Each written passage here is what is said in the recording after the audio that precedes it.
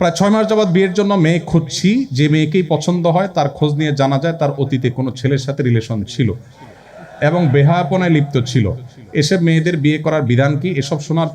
এসব শোনার পরিবার থেকে এসব মেয়েদের কোনো মেনে নিতে চাচ্ছেন না। দেখুন, যদি কেউ কারোর জীবনে ভুল পথে থাকেন এবং তিনি সেখান থেকে ফিরে আসেন, ছেলে হোক মেয়ে হোক, যে কারোর জীবনে এরকম বিপদগামিতার পথে যাওয়ার রেকর্ড থাকতে পারে, তিনি যদি ফিরে আসেন, মন থেকে যদি তিনি ফিরে আসেন, ইসলামী শরিয়ার দৃষ্টিকোণ থেকে তাকে বিবাহ করতে কোনো বাধা নেই, তিনি যদি নিজেকে পরিবর্তন করেন। কারণ আত-তাইবু মিনায যামবি কামাল্লা যামবা লাহু, নবী সাল্লাল্লাহু আলাইহি ওয়াসাল্লাম বলেছেন, কেউ অপরাধ করার পর যদি ফিরে আসেন আর তিনি যাবেন না, অনুতপ্ত হয়ে নিজেকে ভৎসনা করেন, তাহলে তার অপরাধ যেন নাই হয়ে যায়, আল্লাহ তাআলা মাফ করে দেন। সো সেটাকে আপনি ক্ষমা করে আপনি যদি তাকে বিবাহ করেন, তাহলে সেটা আপনার জন্য হালাল। কোনোভাবে তার পেছনের সেই অপরাধ কর্মকে তুলে খুঁচিয়ে খুঁচিয়ে তাকে কষ্ট দেওয়া, এটা আপনার জন্য উচিত হবে না। বিবাহের আগে হারাম সম্পর্ক ছিল কিনা অনেকে খুঁটিয়ে খুঁটিয়ে এগুলো জিজ্ঞাসা করেন। ইসলামের নির্দেশনা হলো যে কোনো অপরাধ করার পর সেটা বলে বেড়ানো বা প্রকাশ করাটা আরেকটা অপরাধ। এটাকে প্রকাশ করার ভিতরে কোনো ব্যাটাগিরি নেই। আল্লাহর কাছে বলে চোখের পানি ফেলে মাপ চাইতে হয়, মানুষের কাছে এটা বলার ভিতরে কোনো কল্যাণ নেই। তবে এর মানে এই না যে আরেকজনকে প্রতারিত করার কথা বলা হচ্ছে। যদি হয়ে যায়, অনুতপ্ত হয়ে মাপ চাইতে হবে এবং এদেরকে বিবাহ করা শরীয়তে নাজায়েজ নয়। তবে হ্যাঁ, আপনি যদি মনে করেন যে আমি পবিত্র মানুষকে জীবনসঙ্গী হিসেবে ধারণ করবো, সেটা অবশ্যই আপনার গুড চয়েস, সেটা আপনার ভালো রুচির ব্যাপার, সেটা আপনি করতে পারেন, কিন্তু এরকম মানুষকে বিবাহ করতে শরীয়তের দৃষ্টিকোণে কোনো নিষেধাজ্ঞা নেই। প্লিজ আমার প্রশ্নটা নেবেন দয়া করে। আমার সাথে একজনের সম্পর্ক ছিল 7 বছর, সে বিয়ে করে, সব সম্পর্কের প্রশ্ন দেখা যাচ্ছে, 7 বছর সে বিয়ে করে নিয়েছে আমাকে না জানায়। আমার সাথে তার তেমন কোনো ঘনিষ্ঠ সম্পর্ক ছিল না, আমি মাফ চাইছি, তাও নিজে আমার বারবার তার কথা মনে আসে,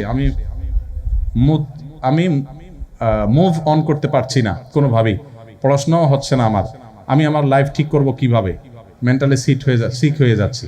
যারা এরকম অনেকেই প্রশ্ন করেন, যদি এরকম কারোর ছ্যাঁকা খাওয়ার রেকর্ড থাকে, তাদেরকে আমি বিনয়ের সাথে বলবো, যাকে আপনি ভুলতে পারছেন না, আপনার এই সরলতা দেখে আমার করুণা হয়, আমার মায়া হয়। কেন করুণা হয়, কেন মায়া হয়? কারণ যে আপনাকে ছাড়া আরেকজনের সাথে বিবাহ করে সুন্দর জীবন যাপন করছে, আপনি তাকে ভুলতে পারা উচিত। কারণ আপনার যাকে প্রয়োজন হয় নাই, এটা জানার পর আপনার বোঝা উচিত যে আপনি ভুল জায়গায় ছিলেন। এখন সে যদি একটা বিয়ে করে সুখী থাকে, আপনি ছেলে হয়ে থাকলে আপনার সামর্থ্য থাকলে 4টা বিয়ে একসাথে করা উচিত, যাতে তার কাছে প্রমাণ করা যায় যে তুমি যদি আমার ছাড়া সুখী থাকতে পারো, তোমার চাইতে আমি বেশি সুখী আরো। এটা হলো বেটাগিরি। আর আদা বেটাগিরি হলো আপনি যেটা বললেন, আপনার মন খারাপ, আপনি কান্নাকাটি করছেন। কেন আপনি কান্নাকাটি করবেন? আপনার কিসে দুর্বলতা আছে? আপনার তো দুর্বলতা নেই, আপনি কেন কান্নাকাটি করবেন? হারাম সম্পর্ক থেকে আল্লাহ তাআলা উদ্ধার করেছেন, সামহাও যেভাবে হোক দুজনের পথ দুইটা হয়ে গেছে, আল্লাহর কাছে শুকর আদায় করেন এবং শুদ্ধতার পথে ফিরে আসেন। আর এগুলো যৌবনের ভ্রম, একটা সময় খুব খারাপ লাগে, এগুলো দেখবেন একসময় নিজেরই হাসি পাবে, যখন ছেলে মেয়ে হয়ে যাবে বড়, তখন দেখবেন আরে কত পাগলামি ছাগলামি জীবনে করেছি। আমরা সবাই জানি যে এই বিশ্ব জগতে মালিক আল্লাহ, তিনি চাইলে সবকিছু করতে পারেন, এমনকি বলে দিয়েছেন কিয়ামতের দিন আমাদের হিসাব নেবেন। তাহলে আমার প্রশ্ন হলো, যদি আল্লাহর বিষয়ে সবকিছু জানি এবং সত্যি প্রকৃতভাবে আল্লাহকে বিশ্বাস করি, তাহলে তার আদেশ অমান্য কেন করি? আমার মনে হয় যদি সত্যি আমি আল্লাহকে বিশ্বাস করতাম, তাহলে আমি কখনোই তার আদেশ অমান্য করতাম না। সুতরাং এখানে আমার ঈমান প্রশ্নবিদ্ধ হচ্ছে। আর যদি বিশ্বাস করার পর অমান্য করি, তাহলে আমার আর ইবলিস শয়তানের মধ্যে পার্থক্য খুঁজে পাচ্ছি না। এই প্রশ্ন যিনি করেছেন, আমি তাকে বলতে চাই, বিষয়টাকে এত সহজে কনক্লুশনে নিয়ে আসার কোনো সুযোগ নেই। কেন? আমরা বিশ্বাস করি যে আমি যদি রাষ্ট্রের কোনো আইন অমান্য করি, তাহলে আমাকে শাস্তি পেতে হবে। এটা জানার পরও আমরা কি আইন অমান্য করি না? আমাদের এই আইন অমান্য করাটা কি এইটা প্রমাণ করে যে আমি আসলে রাষ্ট্রের আইন বলে কিছু আছে যে এটাকে বিশ্বাস করি না? ব্যাপারটা কি তাই?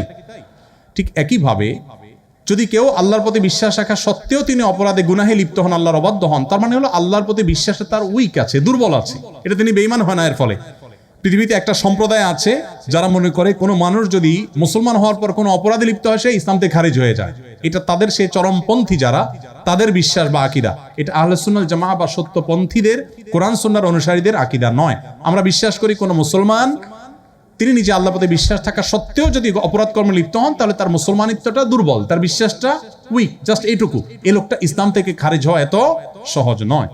মানুষকে ইসলাম থেকে খারিজ করার আগে বহুবার ভাবতে হবে আমাদের। ছেলেদের উপর একটা মেয়ের দায়িত্ব, তাই মেয়েদের চাকরি করাটা উচিত না, এতে পর্দা সঠিকভাবে পালন করা হয় না।